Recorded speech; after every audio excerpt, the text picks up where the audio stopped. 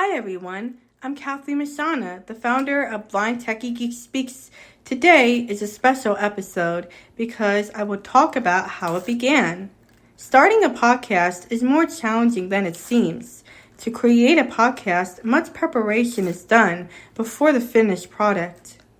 Defining your goals and knowing why you want to start a podcast is essential. I started my podcast when I was a senior in high school. In 2020, there were a few available internships during the pandemic, and my guidance counselor recommended I start a podcast and that it would be an acceptable internship for high school credits.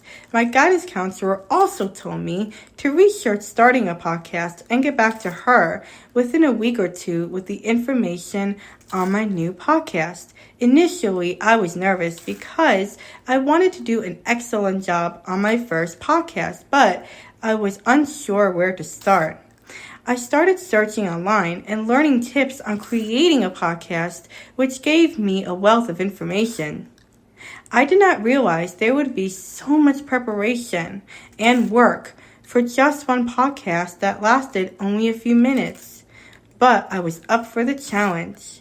Every podcast starts with a name. Since it was locked down due to COVID, I took many walks in nature with my mother. I began brainstorming while relaxing, enjoying the beautiful fresh air, and getting in tune with nature. I was coming up with different podcast names, such as Blind Techie, Blind Techie Geek, and my mom would say they were good names, but it is still missing something special. Then it dawned on me, how about the name Blind Techie Geek Speaks?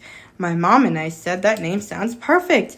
Blind Techie Geek Speaks became my new podcast name. There is more to a podcast than just the name. Remember to be very realistic about your podcast goals. Some great podcasters become famous, but most people start slow and build their audience over time. Once I came up with the podcast name, I became very excited to research and discuss exciting topics. Searching for your show topic on Apple Podcasts and listening to episodes that interest you is helpful.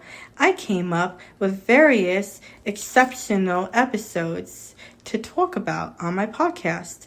Try picking the ones that come easy for you to discuss. Creating an engaging introduction is vital to keep your audience excited and interested for what topic you will talk about next. I keep my podcast similar to my podcast name. Make your episodes memorable. Always be mindful to not use someone else's podcast name. Your format should always be complement to your podcast. To keep it sustainable, you must decide whether to go solo or invite guests to your podcast. You can even have a co-host if you're uncomfortable going alone. Some podcasts are less than 5 minutes long, while others have episodes that last much longer. I recommend starting for 2 to 3 minutes. Over time, you can stay on air longer. You do not have to buy expensive equipment to have good audio sound. A good podcast microphone enhances the quality of your audio. It is essential to pick a quiet place to record with lots of furniture, curtains, and carpeting because noise bounces off hard, flat surfaces. Less background noise in your recording will make for less editing. I started my podcast on SoundCloud because it was an accessible site, but I did not stay on it for too long because there were better online platforms out there, and SoundCloud is more known for music. I chose my picture to be my logo. I decided to trademark my name Blind Techie Geek Speaks because it is unique and very special to me since I created it during a pandemic with my mom. I hope you enjoyed the episode of how I founded this show. Bye, listeners!